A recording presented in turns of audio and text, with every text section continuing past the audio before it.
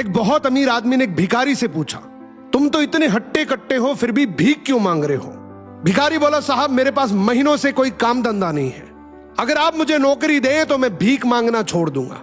अमीर बोला, मैं नौकरी तो नहीं दे सकता, लेकिन तुम मेरे बिजनेस पार्टनर बन सकते हो।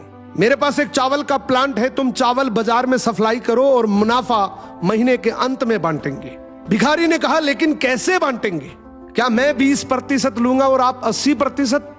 अमीर बोला, मुझे सिर्फ 10% चाहिए, बाकी 90% तुम्हारा होगा, ताकि तुम जल्दी तरक्की कर सको।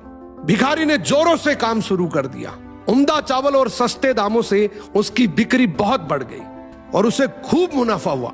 लेकिन जब मुनाफा बांटने का समय आया तो भिखारी ने सोचा, सारी मेहनत तो मैंने की है, तो अब अमीर आदमी को 10% क्यों दूं? अगले दिन अमीर आदमी आया और जब हिस्सा मांगा तो भिखारी ने बहाना करते हुए कहा कि साहब मुझे तो बहुत नुकसान हुआ है, मुझे जितना मुनाफा हुआ है उतना तो कर चुकाना है, तो इस हिसाब से मुझे कोई मुनाफा नहीं हुआ, तो आप इसके हकदार नहीं हैं। अमीर आदमी ने कुछ नहीं बोला और वहां से चला गया। भिखारी बड़ा खुश हुआ, सोचा सारा प्रॉफिट मेरा हो गया। अब भिखारी उन पैसे से रोज मौज करे। ऐसे करते करते उसके पास से सारे पैसे खत्म हो गए। अब पैसे भी नहीं है और काम धंधा भी नहीं है, तो मजबूरन उसको फिर से भीख मांगना शुरू करना पड़ा। एक दिन वो अमीर आदमी उसके पास से गुजरा और उसको देखा, क्या ये तो फिर से भीख मांगने लग गया।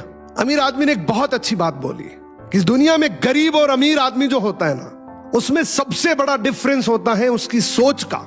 एक रिच माइंडसेट हमेशा ये सोचता है कि मुझे भी प्रॉफिट हो जाए और मेरे साथ जो काम कर रहे हैं उनको भी प्रॉफिट हो जाए, लेकिन एक पुअर माइंडसेट हमेशा ये सोचता है कि जो भी प्रॉफिट हो सिर्फ मुझे ही हो।